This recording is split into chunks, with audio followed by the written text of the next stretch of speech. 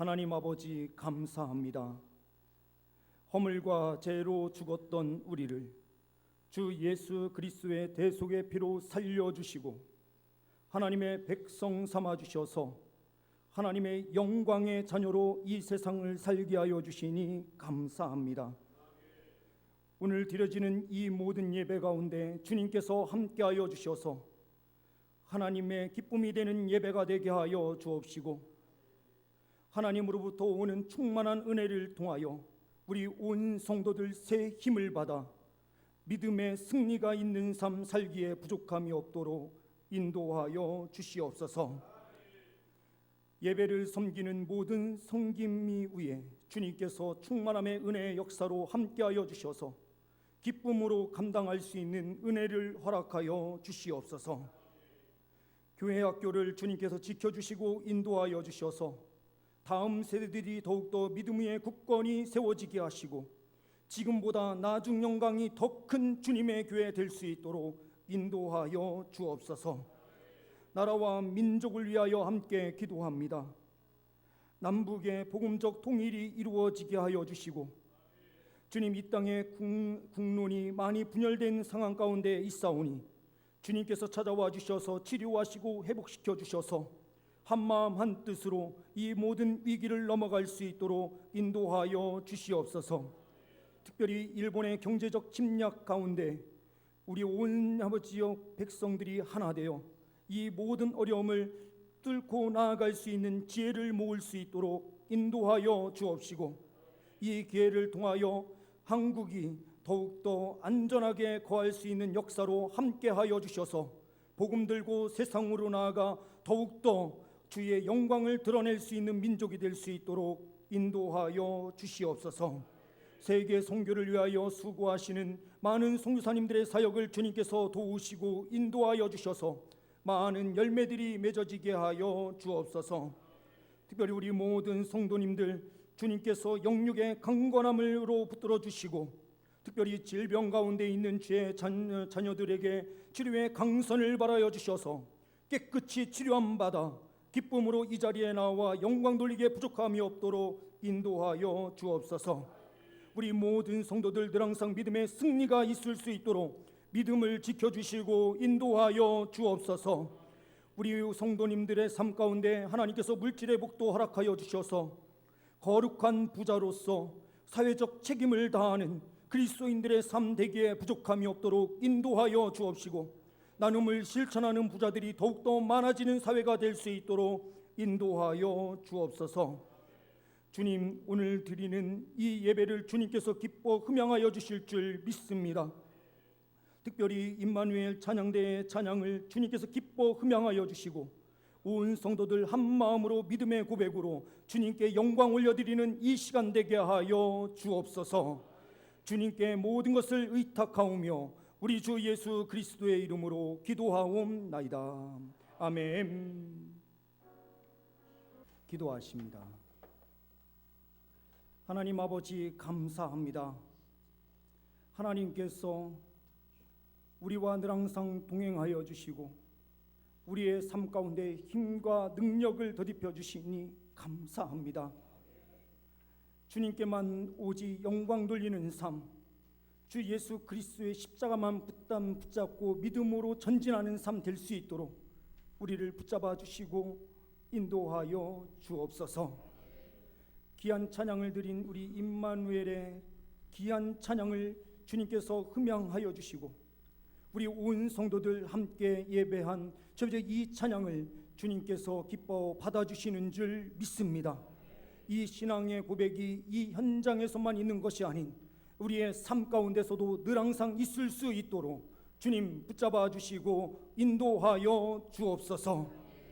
주님, 우리 온 교우들 위에 주님께서 함께하여 주셔서 영육의 강건함이 있게 하여 주시고 온전히 주님을 붙잡고 믿음으로 전진할 때마다 주님께서 그 앞길을 열어주시고 인도하여 주옵소서. 이 시간도 말씀 앞에 우리를 세워주시니 감사합니다. 하나님 말씀 부여잡게 하시고 하나님 앞에 엎드려 순종하는 우리의 삶 되게 하여 주옵소서. 우리 주 예수 그리스도의 이름으로 기도하옵나이다. 아멘. 이 시간 함께 인사하는 시간 갖도록 하겠습니다. 주의 사랑으로 사랑합니다.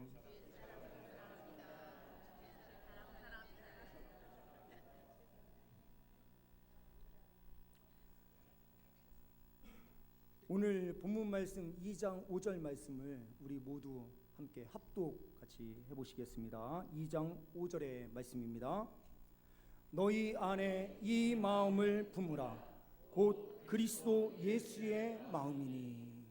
아멘. 너희 안에 이 마음을 품으라. 이 마음이 도대체 어떠한 마음이냐? 그리스도의 마음이다 라고 말씀하십니다. 우리 하나님께서는 우리를 육체만을 창조하신 것이 아니라 우리 안에 있는 영혼, 마음까지도 창조하신 분이 우리가 믿는 하나님이십니다. 하나님께서는 그러나 육신의 결과로 나타나는 행동에 집중하시는 분이시기보다는 그 안에 내면에 있는 마음의 생각을 어떻게 갖느냐를 더 관심 기울여 보시는 분이십니다. 하나님은 그래서 중심을 보시는 하나님이시다. 사무엘상 16장 7절 말씀에 여호와께서 사무엘에게 이르시되 그 용모와 신장을 보지 말라. 내가 이미 그를 버렸노라. 나의 보는 것은 사람과 같지 아니하니 사람은 외모를 보거니와 나 여호와는 중심을 보느니라. 그 중심이 왜 그렇게 중요합니까? 물론 가식적으로 잘하는 사람들도 있지만 그 안에 중심이 온전히 바로 서 있어서 행동하는 모든 행동은 하나님께서 보시기에 아름다운 것이기 때문에 그렇습니다. 그 결과가 우리가 볼 때는 약간 핀트가 어긋날 때도 있지만 하나님께서는 그 중심을 보시고 그 사람을 평가하시기 때문에 그렇습니다. 우리 주 예수 그리스도께서도 하나님으로부터 이러한 중심을 인정받으셨기 때문에 그렇습니다. 오늘 예수 그리스도의 마음이니라고 하는 것은 하나님의 마음에 흡족하게 해드렸던 그 마음이기 때문에 예수님의 마음, 그 마음을 너희도 가져라라고 권면하고 계신 것입니다. 예수님은 그 마음 때문에 또한 성부 하나님으로부터 사랑을 받으신 분이십니다. 마태복음 3장 16절에서부터 17절 말씀을 보시게 되면 예수께서 세례를 받으시고 물가로 나오실 때에 하늘문이 열리면서 이는 내 사랑하는 아들이다, 내가 기뻐하는 자다라고 말씀하십니다. 그 이유는 무엇입니까? 바로 예수 그리스도께서 하시는 모든 행동들이 하나님 보시기에 합당하셨다라고 볼 수가 있는 것입니다. 또한 예수님이 성부 하나님의 사랑을 받으신 이유는 예수님의 마음과 행위 때문입니다. 요한복음 15장 10절 말씀에 내가 아버지의 계명을 지켜 그의 사랑 안에 거하는 것 같이 너희도 내 계명을 지키면 내 사랑 안에 거한다.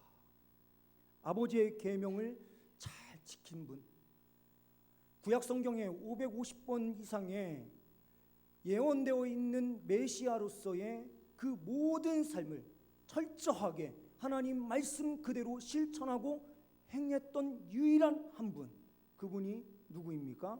바로 예수 그리스도이십니다. 덴마크 출신의 세계적인 철학자 키에르 케고르의 책에 나오는 한 이야기입니다. 하루는 왕자가 말을 타고 사냥을 나갔다가 어느 빈민촌에 지나가게 되었습니다. 그 마을에 지나가던 왕자는 천사같이 아름다운 한 여인을 발견하게 됩니다. 궁으로 돌아와서 그 여인을 잊을 수가 없었습니다. 그래서 이 왕자는 어떻게 하면 나의 사랑을 전달할 수 있을까?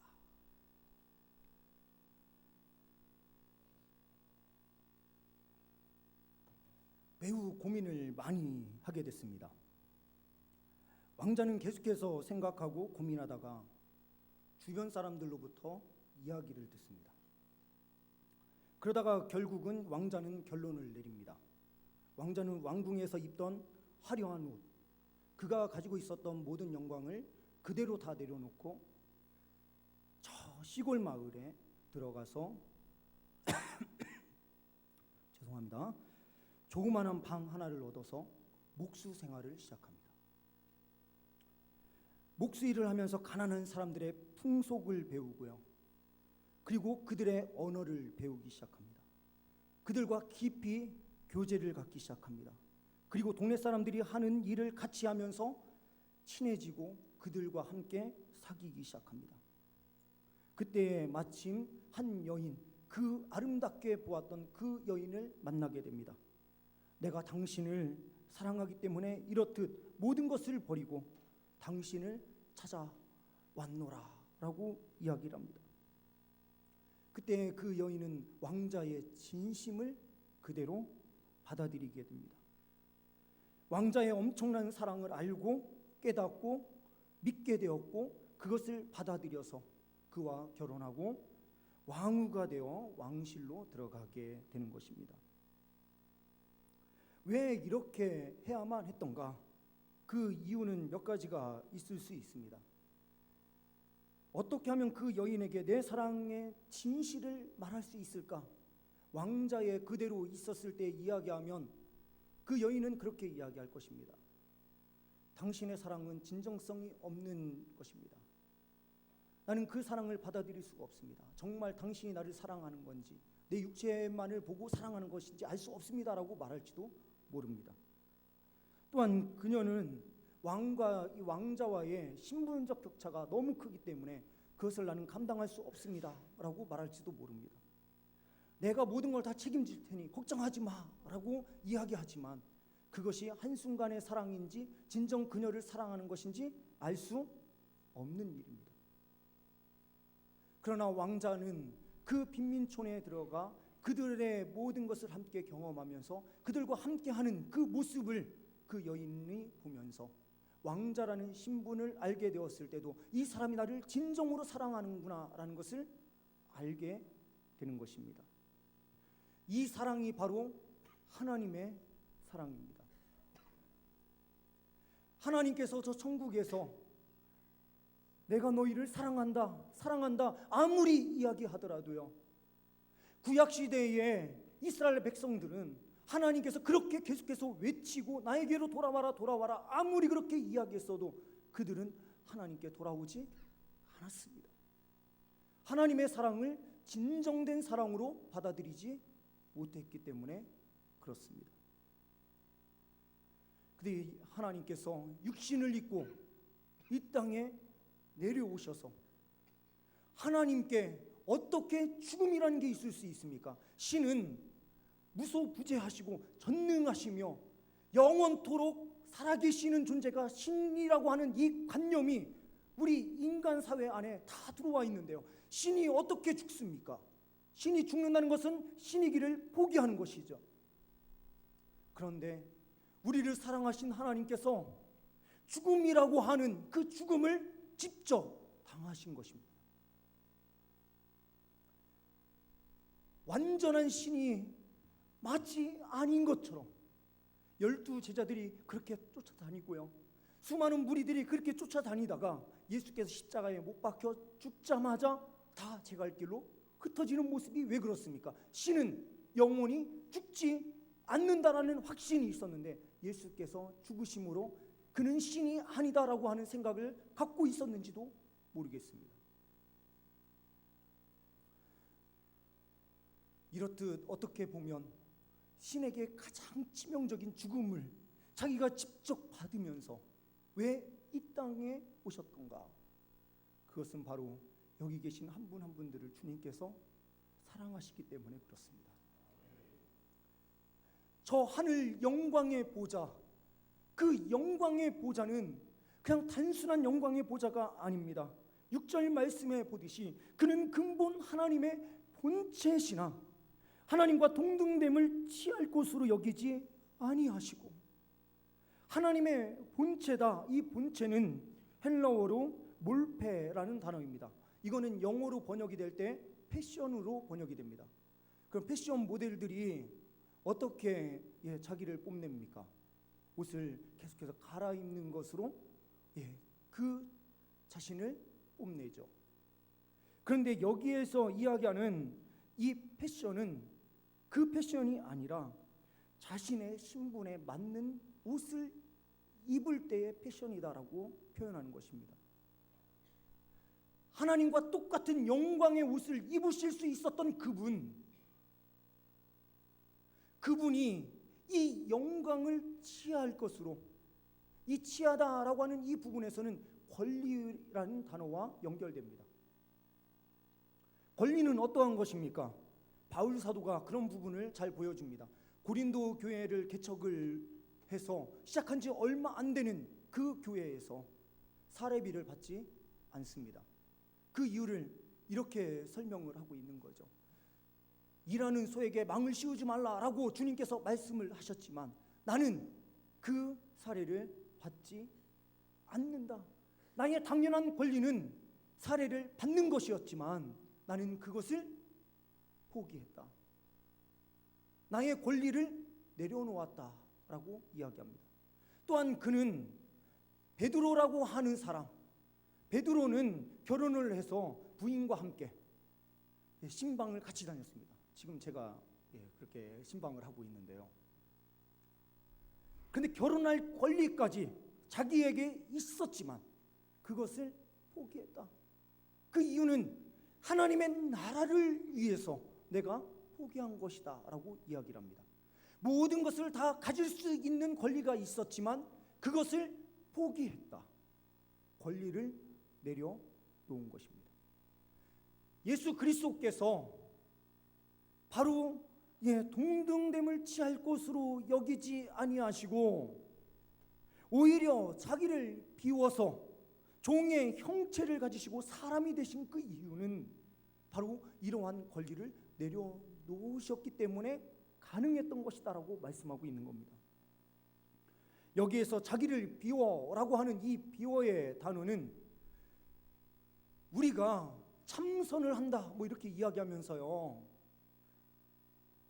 일반 종교에서는 자기의 생각을 내려놓는 것, 이것을 이야기합니다. 자기 안에 있는 것을 다 비우는 것을 이야기합니다. 물론 여기에서 사용된 헬라어는 약간 그런 의미를 가지고 있는 단어이기도 하지만 여기에서 비워라고 하는 이 단어는 가지고 있는 능력이 있지만 그 능력을 사용하지 않는 비움입니다. 하나님께서 자기의 신성을 포기하신 것이 아니에요. 하나님이 아니셨던 분이 아니라 하나님이신데요, 하나님은 모든 영광을 다 가지고 계시고 모든 능력을 다 갖고 계신데요, 그 능력을 사용하시지 않으신 거예요. 어떻게 사용을 안 하셨습니까? 저 십자가에서요, 수많은 사람들이 조롱합니다. 네가 하나님의 아들이면 내려와, 그렇게 이야기하는데요, 12군단이나 되는 수만의 천군 천사를 동원해서 그들을 다 싹쓸이하고 다 죽일 수 있었던 능력을 가지고 계셨던 예수님께서 그 능력을 사용하시지 않는 거예요. 이것이 바로 비워예요. 이게 바로 겸손이다라고 하는 것입니다. 겸손은요, 모든 것을 할 수 있는 능력이 있고 힘이 있을 때 사용하지 않는 것이 겸손이에요. 대기업들이 모든 권세를 가지고 있는데요,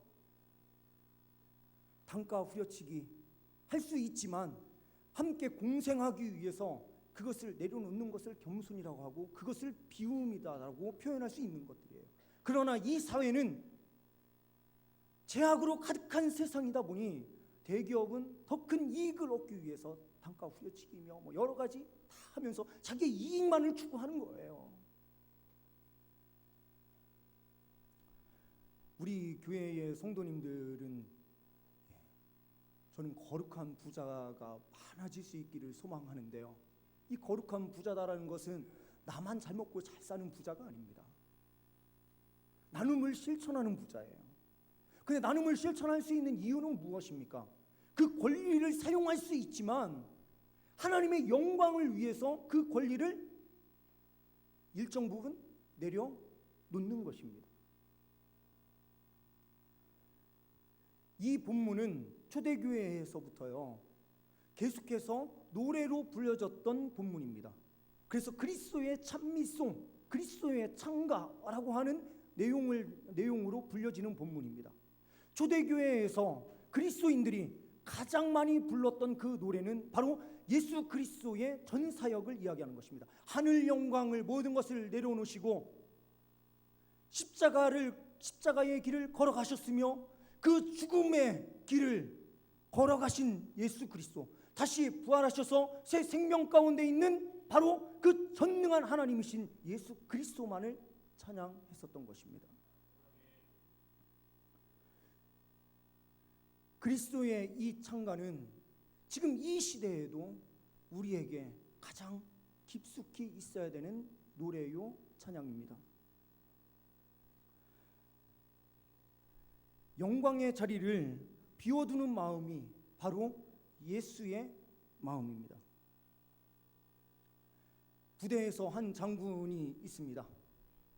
그 장군이 사병들이 거하는 처소에 가서 구두를 막 닦고요, 그들을 섬긴다라고 우리가 한번 생각을 해봤으면 좋겠습니다. 이분이 장군이셨지만 사병을 섬긴 거죠. 근데 장군이셨기 때문에 사병을 섬긴 것은 아닙니다. 이게 말이 좀 안 맞는 거죠. 장군이셨기 때문에 사병을 섬길 이유는 없던 거죠. 마찬가지로 하나님께서도 동일합니다. 하나님이셨지만 자기를 비워 종의 형체를 입으시고 우리를 섬기셨다라고 표현하는 것보다 하나님이셨기 때문에요, 이거는 장군과 전혀 다르게요, 하나님이셨기 때문에 자기를 비워 사람의 형체를 입으시고 우리를 섬겼다라고 표현하는 것이 더 맞을지도 모르겠습니다. 이것은 전혀 맞지 않는 단어인 것처럼 보이는데 전혀 맞지 않는 이 불편함이 결국에는 우리의 믿음에 힘을 주는 것입니다. 하나님이셨던 그분이 우리를 왜 섬겨주셨는가? 구원의 방법은 오직 그 방법 외에는 없었기 때문에 그렇습니다. 그러나 예수 그리스도께서 바로 영광의 모든 것을 취하실 수 있었는데 이것을 비워놓으심으로써 결국에는 우리 많은 주의 백성들을 살리셨습니다. 높아지려는 마음은 사탄의 마음이고요, 그거는 타락한 종교인들의 마음이고요, 그리고 서로 높아지려고 하면 다툼이 생기게 되어 있습니다.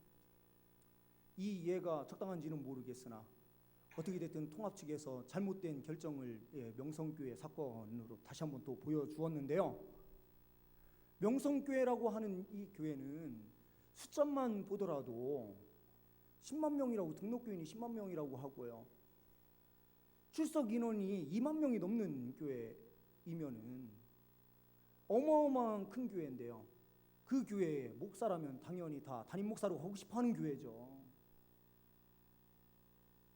그 교회를 자기 아들한테 넘겨주면서 십자가의 길을 넘겨준 것이다 이렇게 표현한다면 그게 맞는 말입니까? 틀린 말입니까? 하나님께서요 자기 아들이신 예수 그리스도께 십자가의 길, 죽음의 길을 걷도록 하시기 위해서 이 땅에 보내주신 거기 때문에요, 그들과는 전혀 다른 것입니다. 이미 모든 것을 다 얻을 수 있는 영광의 자리를 넘겨주는 것인데 이게 높은 마음이지 어떻게 낮은 마음이고 그것이 좋은 길이라 말할 수 있겠습니까? 우리는 다 이렇습니다. 종교인들도 정말 예수의 마음을 갖지 못하면 자기가 높아지는 것입니다. 그 자리를 끝까지 지키려고 우리가 그렇게 살아가는 거예요.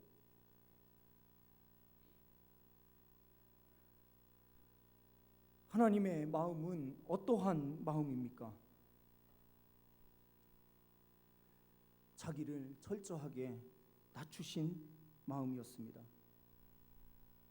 이 부분은 제가 예화를 써서 이야기했었는지는 모르겠습니다. 제가 섬겼던 중고등부, 제가 교사로서 섬겼던 교회에서요, 드림제라고 하는 큰 행사가, 학생회의 행사가 있었습니다. 그 행사가 하루 앞에 딱 있었는데 중고등부 회장과 노는 친구들의 대표인 두 친구가 엄청 대판 싸운 거예요.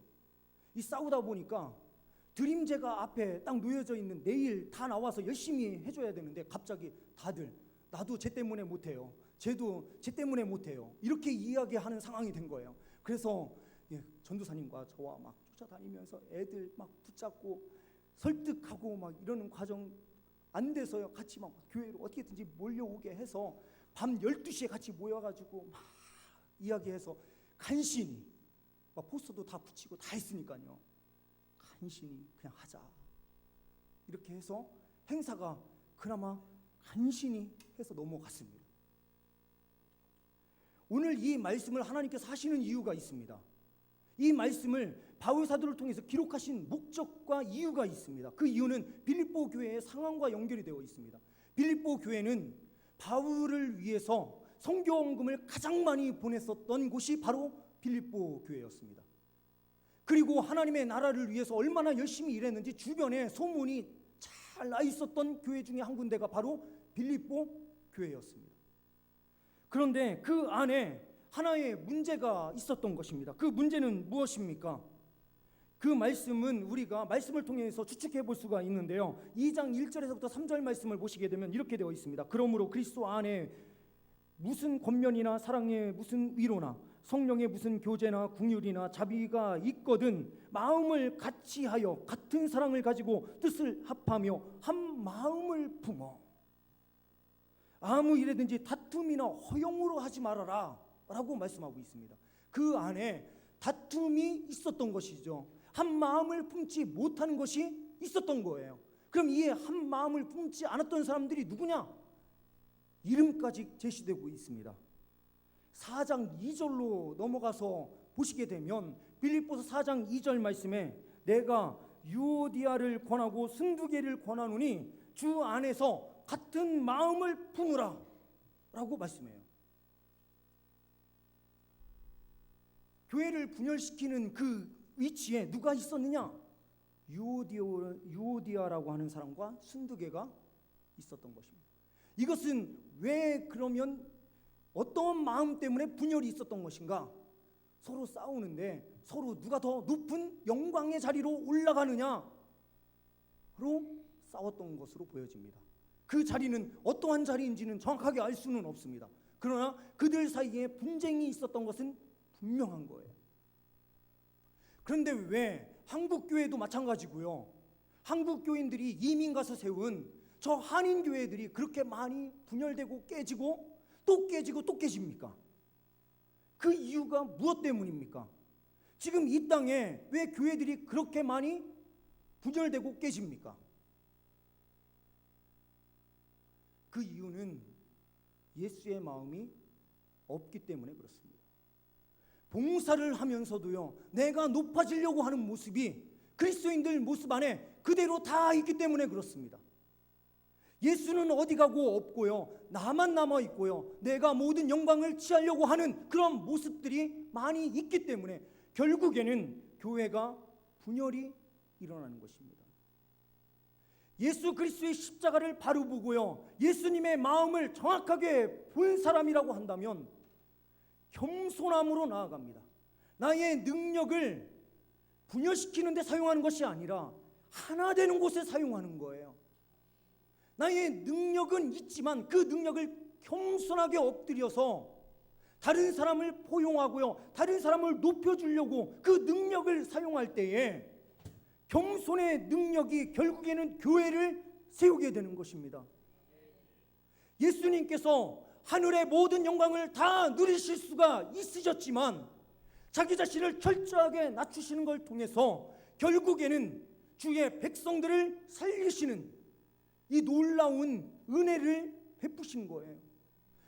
능력이 있지만 능력을 사용하지 않을 때요, 내가 저 사람보다 더 잘할 수 있어요. 그런데 저 사람이 그 자리를 정말 원한다고 한다면 그 자리를 내려놓고 다른 자리에서 봉사하면 되는 거고요. 서로가 부딪히는 부분이 있을 때 서로 겸손하게 엎드리면 그 공동체는 생명의 역사로 살아나게 되어 있는 거예요. 제가 이 설교를 이렇게 담대하게 할 수 있는 이유는 아직까지 우리 교회에서 그런 문제가 안 보이기 때문에 제가 미리 이렇게 담대하게 말씀드리는 거예요. 서로가 겸손히 예수의 마음을 품고요, 자기가 영광을 취할 수 있는 모든 것을 비워서 겸손하게 엎드릴 때에 주님의 공동체는 예수의 마음이 되어서 결국에는 새 생명을 일으키는 공동체가 되는 거예요. 교회는 바로 이러한 일을 위해서 주님께서 세우신 것입니다. 십자가가 바로 이러한 것 때문에 있었던 거죠. 십자가 구속의 은혜를 정말 내가 안다라고 하고요, 내가 예수 그리스도의 십자가의 은혜 속에 내가 정말 살겠다 결단하는 사람은요, 결국에는 겸손하게 되는 겁니다. 아무것도 할 수 없는데 나는 할 수 있어 이러는 건 교만이죠. 할 수 있는데 내가 그것을 다른 사람을 세워주기 위해서 낮추는 것이 바로 겸손이고 그것을 하나님께서 보시는 거예요. 잘하시는 분은 다른 걸 더 잘할 수 있도록 하나님께 또 더 큰 달란트를 주시기 때문에요, 한 달란트를 받은 사람이 두 달란트를 남길 수가 있고 세 달란트를 남길 수가 있게 됩니다. 겸손하게 엎드리지 않으면 한 달란트를 그냥 땅바닥에 파두어서 그 한 달란트 그것만 있게 만드는 거예요. 한 곳만 바라보면서 내가 그 자리에 반드시 가고 말 거야 라고 생각을 한다면 결국에는 그 사람은 달란트는 그거 하나로만 딱 끝나는 거예요. 그러나 다른 사람을 위해서 모든 것을 내려놓고요, 다른 것을 더 열심히 하다 보면 그 안에 새로운 달란트를 하나님께서 허락해 주시는 겁니다. 십자가는 이러한 역사가 있습니다. 포기할 때에 더 큰 은혜의 역사가 있습니다. 예수 그리스도께서 모든 것을 다 내려놓으셨을 때에 하늘에 있는 자들과 땅에 있는 자들과 땅 아래에 있는 자들 모든 무릎을 예수의 이름에 꿇게 하시고 모든 입으로 예수 그리스도를 주라 시인하여 하나님 아버지께 영광을 돌리게 하셨느니라. 하나님께서 높여주시는 은혜의 역사가 있는 것입니다. 그러나 다만 하나를 반드시 생각해야 됩니다. 가식적인 겸손은 하나님께서 가식으로 분명하게 보십니다. 하나님 앞에는 진실되게요, 마음을 다해서 예수 그리스도의 마음으로 온전히 주님의 교회를 위해서 헌신하고요, 영광을 바라보지 않고 정말 주님 나라를 위해서 헌신할 때 주님께서는 그 마음을 보시고 진정 주님께서는 높여주십니다. 높여주시는 것을 알기 때문에 하나님께서 내가 이 일을 하면 높여주시겠지, 이것은 예수의 마음이 아닙니다. 예수는 그런 것도 생각하지 않으시고 우리를 위하여 모든 것을 다 내어주신 것입니다. 우리 모든 성도님들 서로를 위해서 서로를 높여주면서 자기에게 주어진 그 사명을 잘 감당할 수 있는 우리 주의 백성들 될 수 있기를 간절히 소망합니다. 그때 주님께서 반드시 높여주시는 은혜로 함께하여 주실 줄 믿습니다. 기도하십니다. 하나님 아버지 감사합니다. 하나님의 마음, 예수 그리스도의 마음을 우리가 품을 수 있도록 인도하여 주시옵소서. 그 말씀 앞에 순종하게 하여 주옵소서. 그러므로 우리 교회 공동체가 더욱더 건강하여지게 하여 주옵소서. 이 사회가 더욱더 건강한 사회가 되게 하여 주옵소서. 주님, 우리를 통하여 이 세상을 변화시켜 주실 줄 믿습니다. 주 예수 그리스도의 십자가 앞에 온전히 순종하게 하여 주옵소서. 우리 주 예수 그리스도의 이름으로 기도하옵나이다. 아멘.